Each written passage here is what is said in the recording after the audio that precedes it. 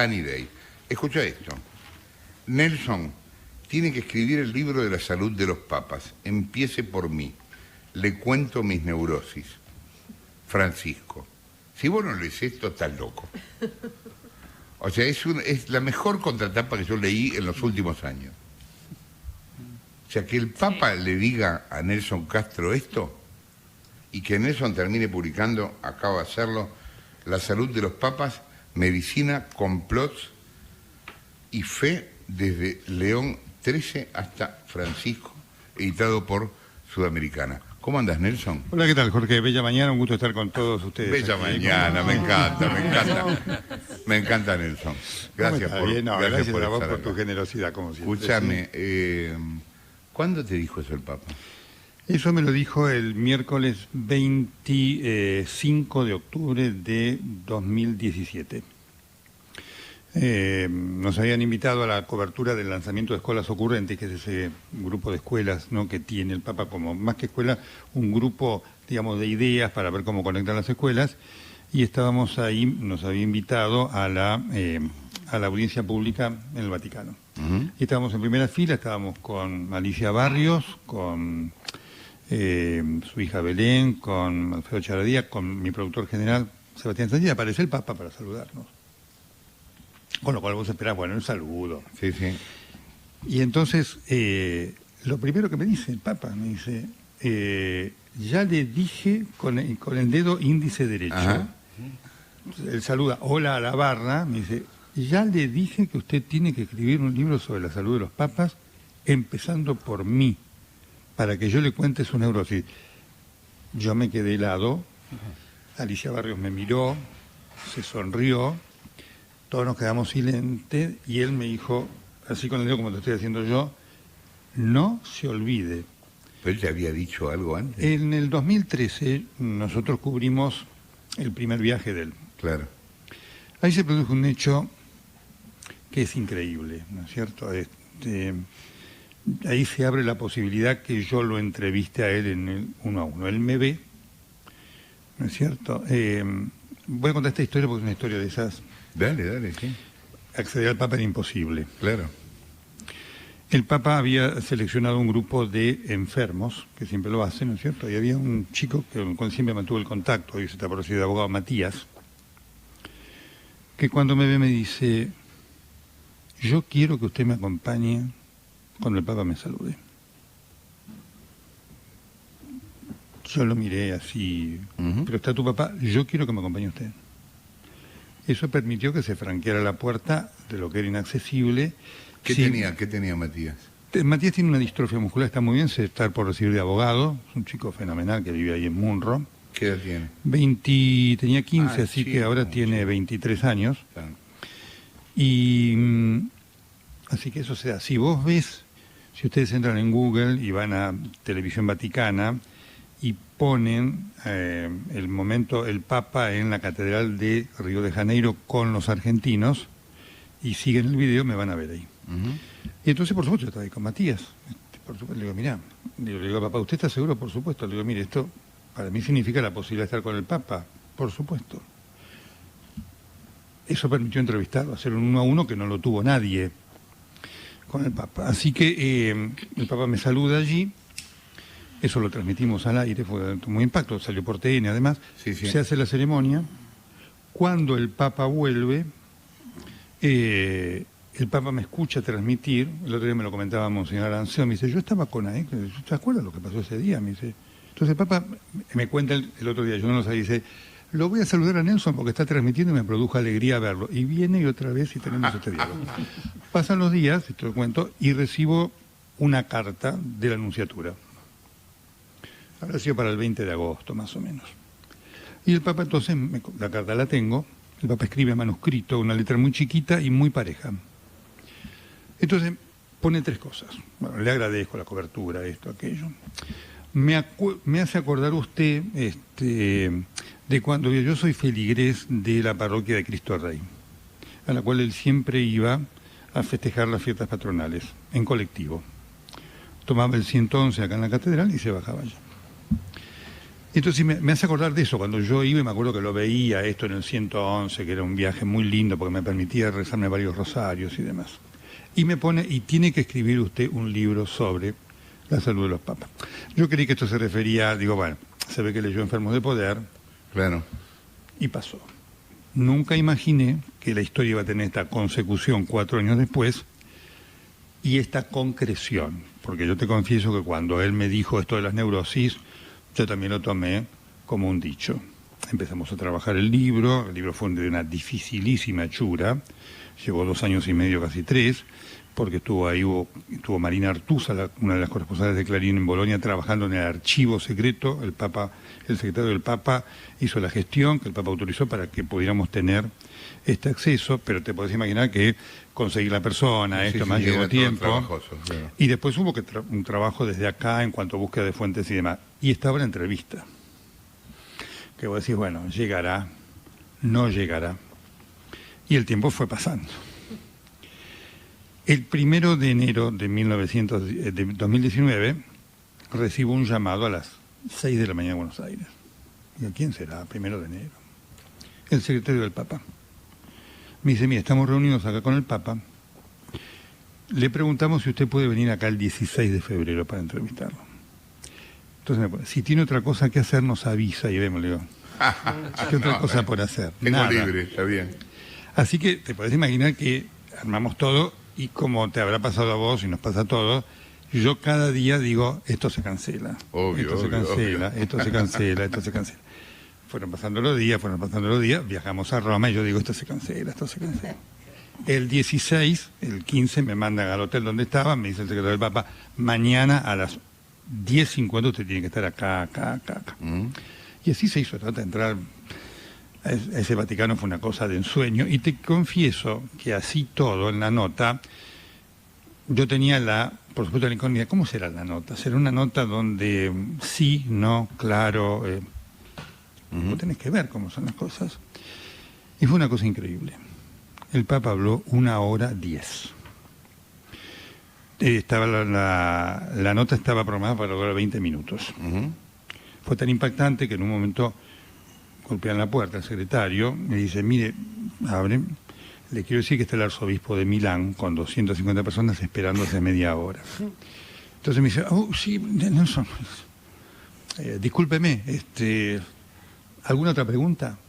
Digo, no, porque fue un reportaje, ya lo vas a leer, de una amplitud de su vida, en donde él cuenta cuando consultó a psiquiatras por problemas psicológicos, cuenta su concepto de la muerte, cuenta cosas muy íntimas de su personalidad, cuenta su relación con la mentira, fue una cosa impactante, Jorge, realmente. No te quiero spoilear el libro, no. Pero contame aunque sea algo de, a ver, ¿cómo vos sos médico? ¿Cómo encuadrás al Papa desde el punto de vista clínico? Es un hombre que tiene una salubridad impresionante,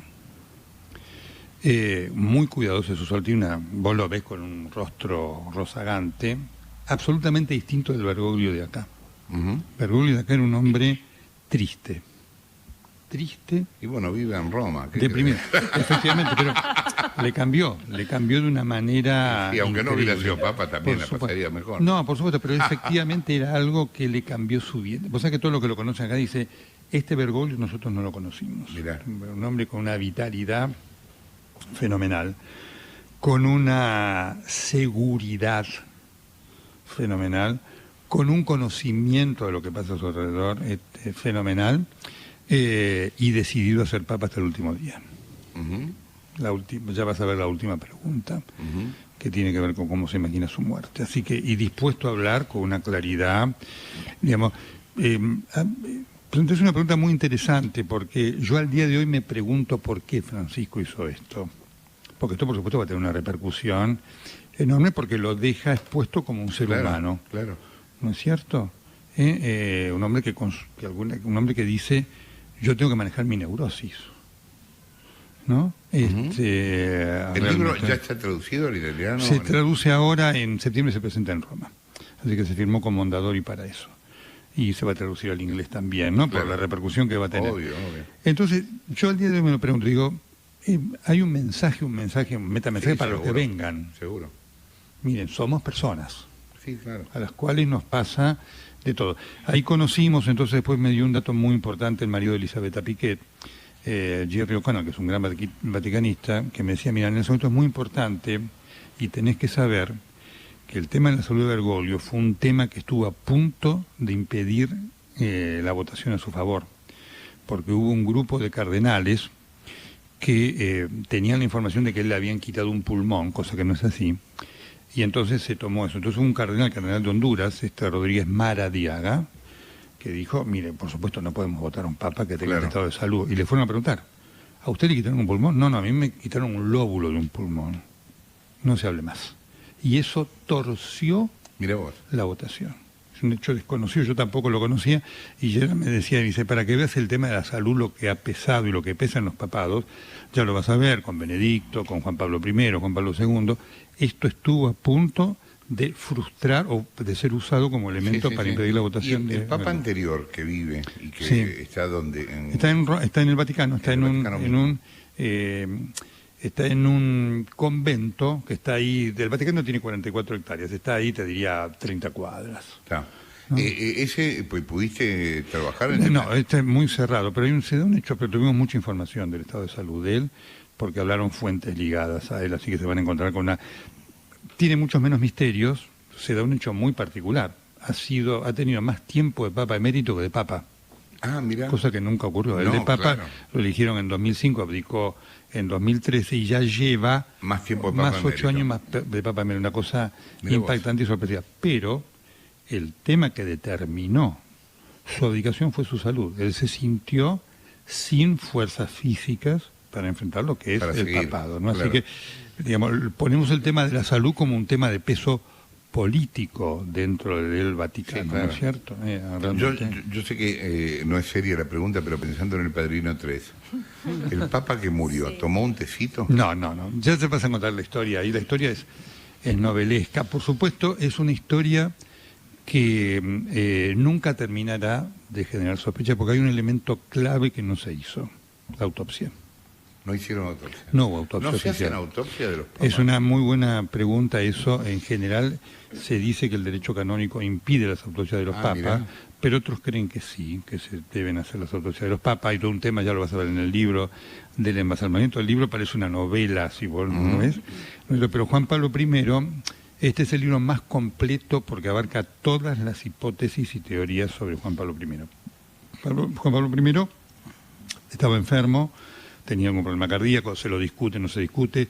Hubo un gran problema, lo vas a ver allí, porque está descrito qué pasó con la comunicación de la muerte, en donde se mintió. Se emitió un comunicado falso. ¿Y qué es? ¿Por qué? ¿Qué decía? Porque Juan Pablo I lo descubre muerto la monja secretaria. Entonces, en aquel momento que una mujer descubriera al Papa muerto era pecado muerto. Pues ya lo vas a ver. Así que tiene el libro cosas... A mí también me sorprendió, y explica por qué esa mentira, que después se tuvo que corregir con los años y que ya generó entonces una duda sobre todo. La sospecha, claro. Entonces, pero vos decís que el tipo se murió porque se murió. Más allá que todo, yo digo eso, no puedo decirle ninguna cosa contundente al que no lo piense otra cosa distinta, ¿está claro? Okay. Hay una investigación muy buena de Estebanía Falasca que fue impulsada por el Vaticano.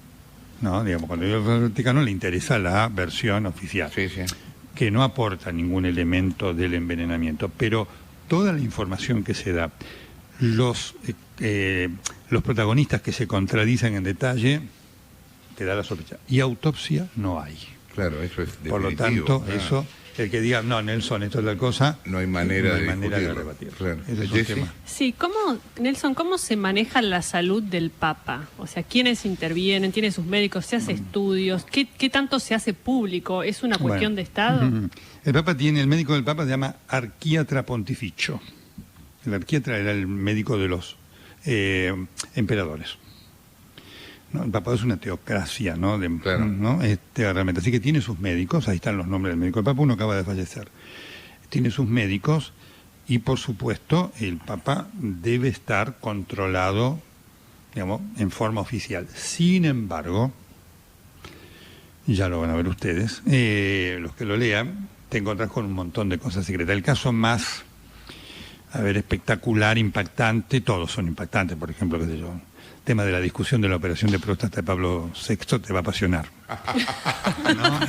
Es apasionante, pero Pío XII es apasionante. Pío XII es una historia que voy a decir, no se puede creer esto, lo que pasó con Pío XII, que era un hombre, un hipocondríaco, creído que era un dios, un príncipe papa, ¿no es cierto? Y que creía que sabía de todo, y las cosas que pasó en las manos en las cuales estuvo, que fueron realmente increíbles y que pusieron en riesgo su vida de una manera incesante, y las intrigas con el médico que quería cosas y que los cardenales veían que eran horribles médicamente, entonces tuvo que haber una junta de cardenales para decirle al Papa, usted tiene que estar en manos médicas serias, ¿no? Así que eso tiene todo un costado, digamos, secreto muy importante. Con Juan Pablo I firma el certificado el doctor Buzzonetti, que fue un arquiatra pontificio, pero que en ese momento recién llegaba al cargo. Entonces el médico de Juan Pablo I, el doctor Darros, dice, a mí nunca me llamaron. ¿Por qué no me llamaron para firmar el certificado? Yo podría haberlo. Cuando me llamaron, yo había hablado con el Papa un día antes, estaba perfecto. Es decir, me ponen cosas que yo no sabía.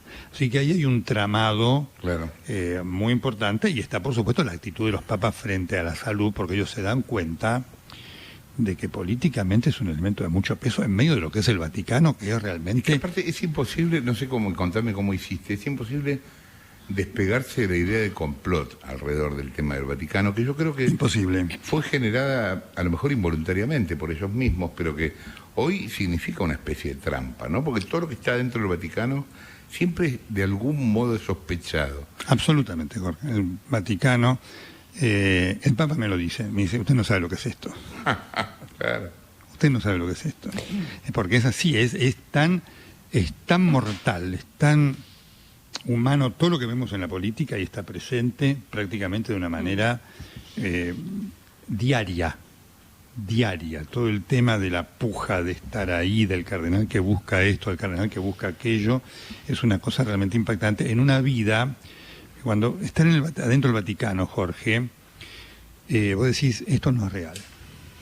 Es muy difícil estar real, porque vos entras en ese jardín y es el Edén del paraíso. Claro. Todo cortadito, todo bien, todo un silencio, todo perfecto, todo fantástico. El castillo, lo que es pasar por la sala, ¿no es cierto? Cuando pasás por la sala, que llegás a lo del Papa, entrás, atravesás la Basílica de San Pedro por atrás, vas al jardín del Vaticano, ves la biblioteca apostólica, que es espectacular, y después vas pasando y te encontrás sala Borgia, sala Juan XXIII. Vos ves la historia que te agarra totalmente, ¿no es cierto? Entonces te encontrás acá con dos Rafael, un Miguel Ángel, dorados, y demás, una cosa absolutamente. Entonces el Papa me dice, ¿ve esto?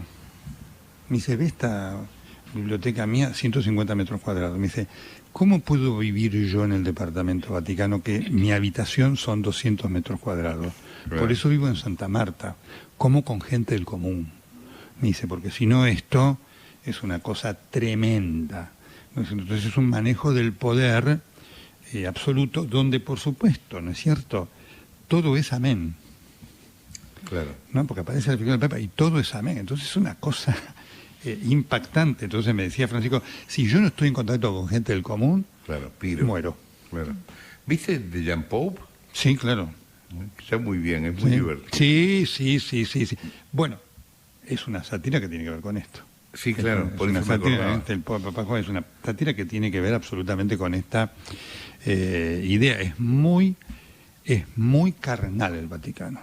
Vos estás ahí, digamos, es un ambiente feérico por el silencio, la majestuosidad, pero las personas, sí, hay personas son carnales en su... Cuando nosotros fui a visitar el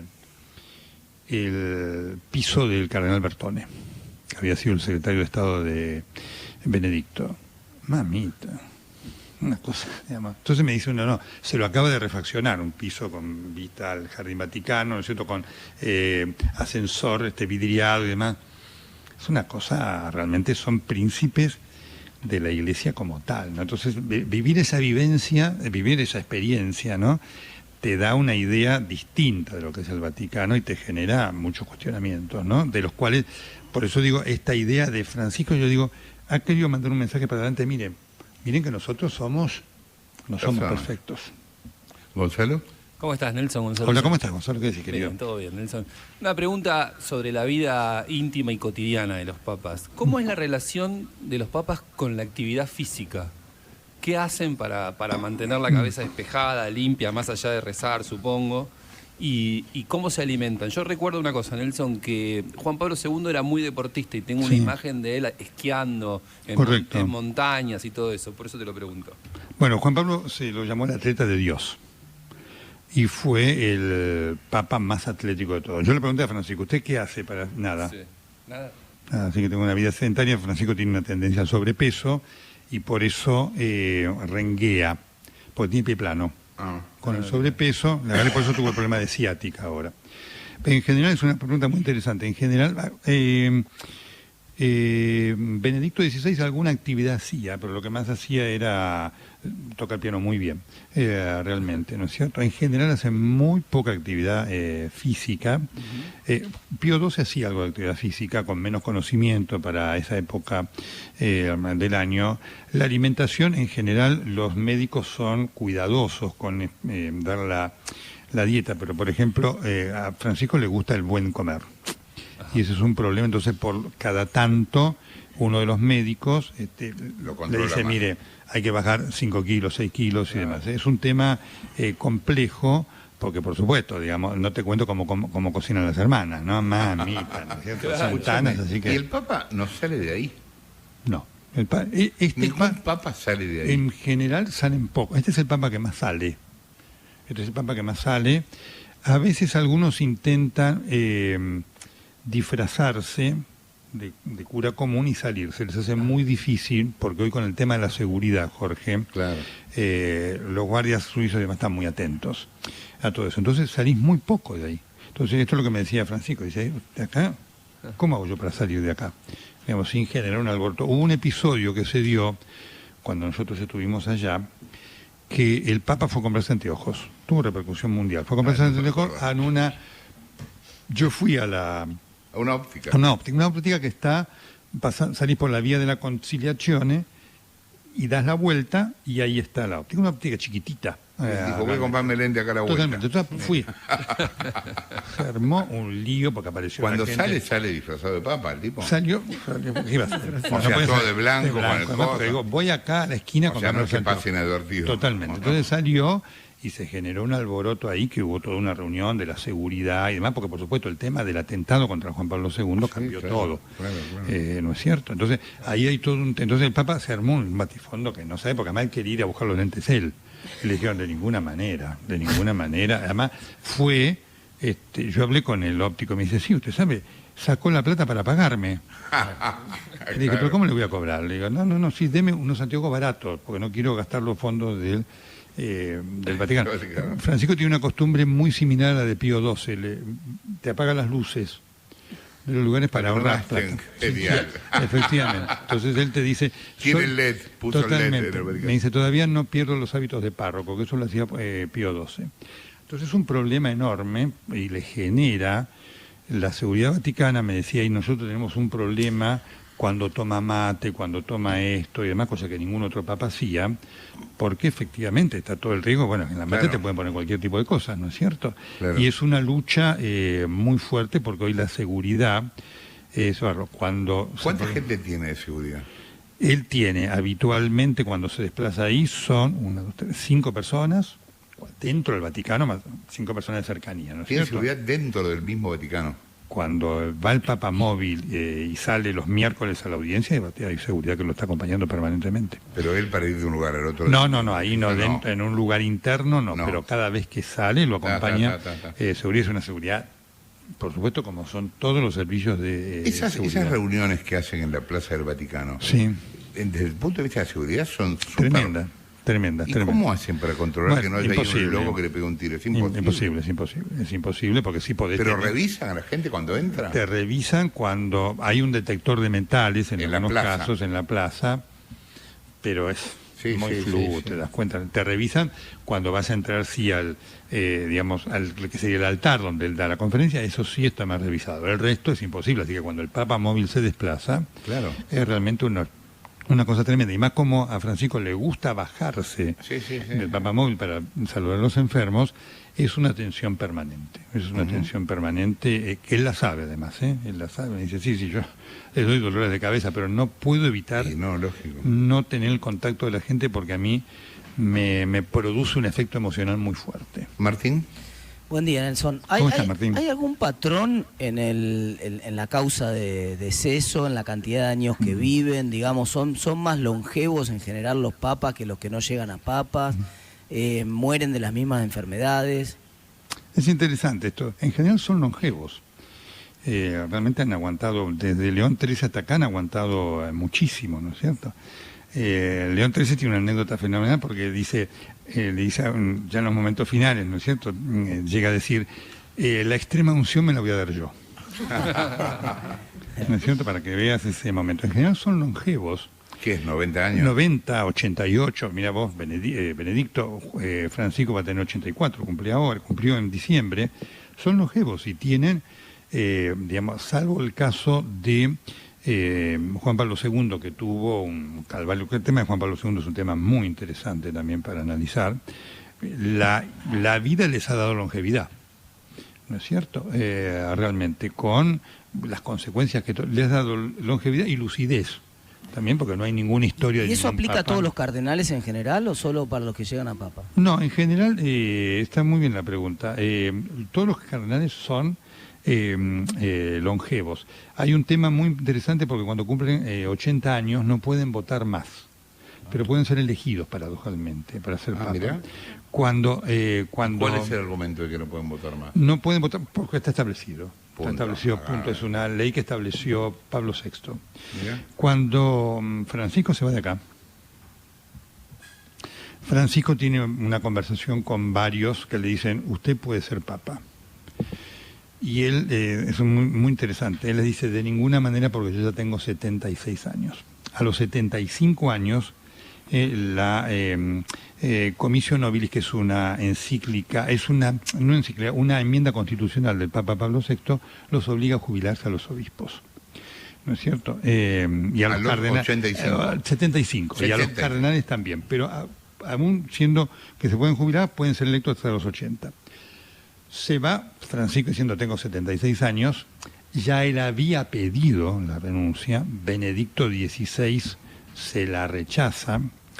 El nuncio apostólico de aquí anterior al que estaba cuando él se va, que era Monseñor Cherry, Adriano Bernardini, tenía una muy mala relación con Bergoglio, le aconseja al Papa que le acepte la renuncia, por todo lo que está pasando con el gobierno. Como renuncia ese nuncio, pero Francisco dice, se elige este Papa y yo ya dejo de ser tanto. Es así que él había escrito, eran días previos a Pascua, había escrito la homilía de Pascua y ya había reservado su habitación. Los obispos y curas van a una residencia en Flores. Sí. Y había reservado la habitación 13.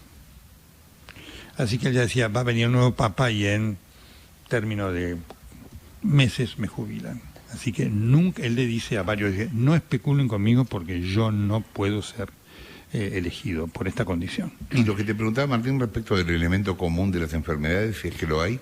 O sea, ¿hay una enfermedad papal? No, son enfermedades muy de todos los días, las que sufren absolutamente todos. Pero, efectivamente, fíjate vos, Juan Pablo II, el Parkinson, ¿no es cierto?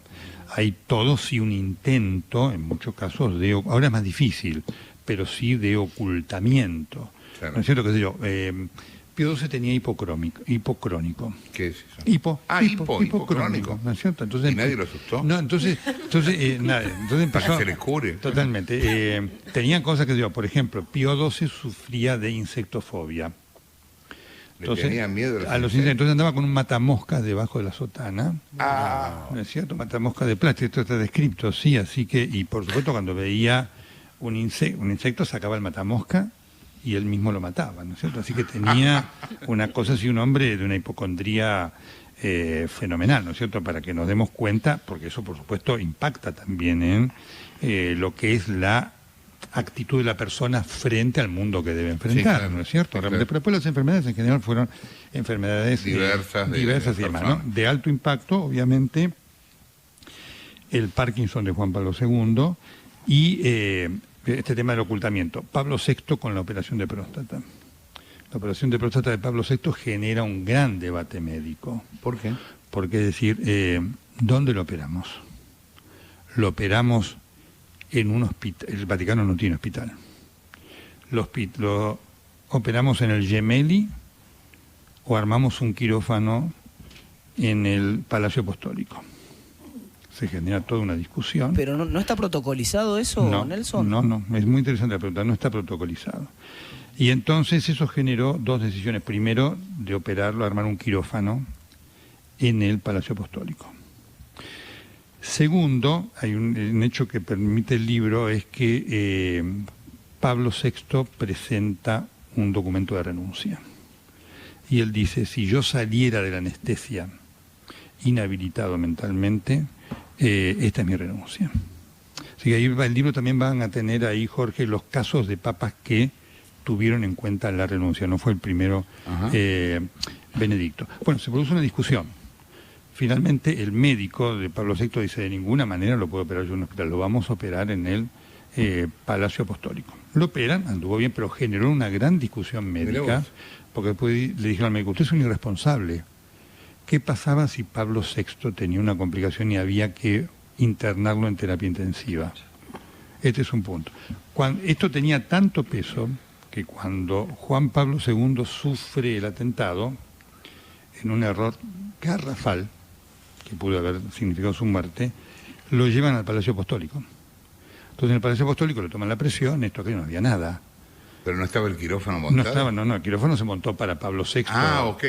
Año Santo. Entonces alguno dice, no, miren, tenemos que sacarlo acá, tenemos que llevarlo a un policlínico. Dice, Sí, pero sí. tenemos que sacarlo del Vaticano, ¿cómo hacemos? Se produce una discusión de unos minutos que pudo haber sido mortal para Juan Pablo II, para que veas que Mirá no hay vos. protocolo de esto, y por supuesto llegó en tiempo y forma y se salvó por minutos. Y lo llevaron a un hospital. Al Gemelli, por supuesto. Al Gemelli. Se salvó por minutos. ¿Rolo? Nelson, ¿cómo te va? Muy ¿Qué tal, bien. Rolando? ¿Cómo te va, querido? Bien, muy bien. Te quería preguntar por los viajes de los papas y cómo les incide en la salud. Recordaba, bueno, a Juan Pablo II, al papa viajero, que había sufrido un atentado y seguía con un trajín importante. ¿Cómo le incide también a Bergoglio? Por supuesto está el COVID de por medio, que también debe haber generado nuevas situaciones, pero ¿cómo les pega a la salud? ¿Cómo se cuidan en tanto viaje y su alimentación, siendo gente mayor que tiene la necesidad de moverse? Da para tres cosas esta pregunta muy interesante de Rolando. Primero, el porqué de Juan Pablo II, el papa viajero que reinstituye. El primer papa que viaja importantemente es Pablo VI. Después viene Juan Pablo II. Juan Pablo II dice, yo soy un papa no italiano. No puedo dominar la curia. Mi legado serán los viajes. Esto que hay acá adentro yo no lo puedo manejar, por más que meta mi gente y demás, es muy difícil. Entonces él con los viajes da su impronta, que no la podría haber dado en aquel Vaticano. Primer punto. El segundo punto, a Bergoglio no le gusta viajar. Viajo por obligación, me dice, porque el Papa tiene que viajar, pero odio los viajes. Los viajes son un esfuerzo para los que lo cubrimos. Sí, claro, más para Imagínate para el Papa, ¿no es cierto? Es una cosa, sobre todo cuando son esos viajes ahora va a ir a Cuba. Cuando fue lo de Cuba, que yo lo cubrí, después él habló conmigo, además me dice, ¿sobrevivió a esto? Porque yo todavía pasó una semana y todavía no me repongo de este viaje, ¿no es cierto? Con esto. Así que para los papas representan un desafío físico, Brasil debe intelectual. haber sido muy impresionante.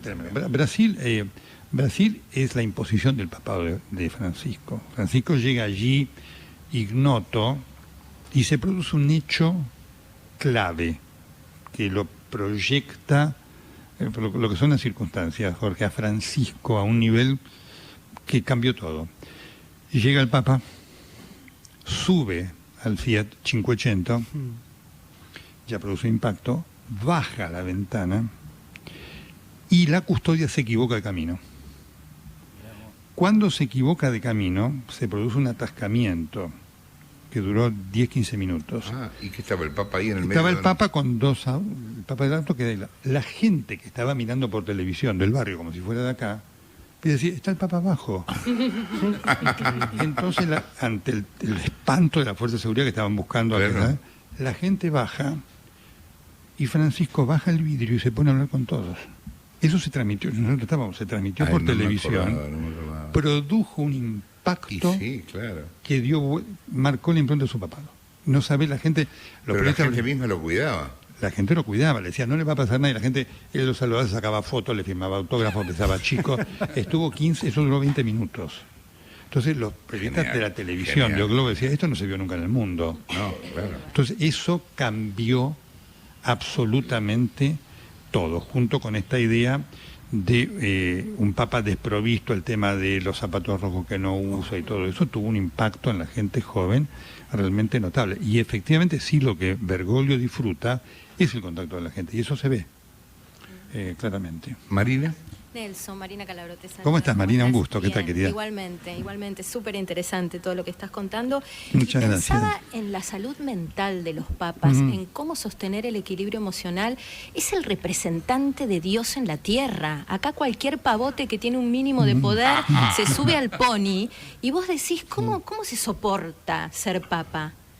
Bueno, es muy buena la pregunta, por eso lo novedoso que tiene esto, y a mí yo te confieso Marín, te confieso Jorge, que cuando fui al diálogo dije, bueno, me va a contar lo del pulmón, que es muy interesante, todas las enfermedades, pero digo, cuando lleguemos a lo psicológico, Juan Ignacio Boido, el director editorial sudamericano, me dice, Nelson, tengo una pregunta que quiero que se la hagas. Preguntale si sueña. sí, Buena ¿no? pregunta. todas las personas Por sueñan. supuesto, sí ¿Cómo? sueño, me dice, sueño cosas lindas, me dice. Ah, mira. Por eso él habla de las neurosis. Y él va a saber una frase que dice, el título se llama así, cuidemos las neurosis.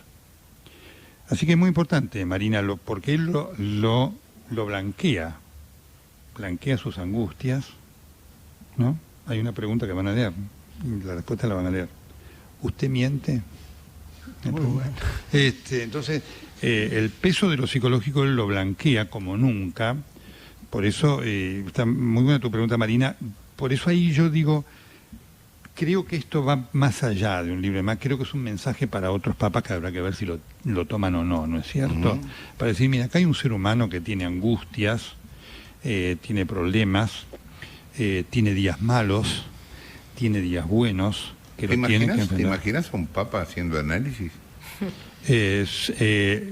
Todavía no llegó, Francisco ha sido el precursor, porque él hizo una consulta, él tuvo con una psiquiatra, ya lo vas a ver ahí, él tuvo consulta con una psiquiatra y lo blanquea absolutamente. Así que te lo vas a encontrar, es el primero que habla de eso. Ah, mira vos. Dice, a mí me ayudó mucho. Así que ahí se los dejo para que lo vean. Él habla claramente de eso. ¿Y no tiene, Nelson, un conflicto entre el hacer terapia y la confesión? Ese es un tema muy importante. No, porque ellos creen que la confesión forma parte de algo divino. Claro, y la terapia. Otro Correcto, plano. y la terapia no. Pero Francisco claramente lo expone y claramente indica ahí que hizo terapia.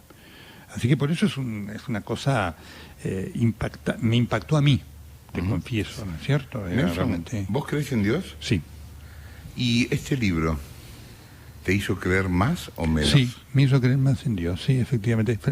Es muy interesante la pregunta, que significa, no significa creer en los hombres como tal, digamos.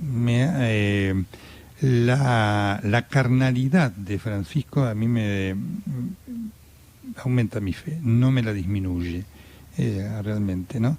¿Por qué? Porque hay un libro muy interesante, ¿viste el libro el que fue prohibido, el Jesucristo Superstar, donde Sí, estaba claro. con todo el lío, donde Jesucristo se baja de la cruz, ¿no es cierto? La última tentación de Cristo. La última tentación de Cristo, ahí está, exactamente, gracias sí, por sí. el nombre.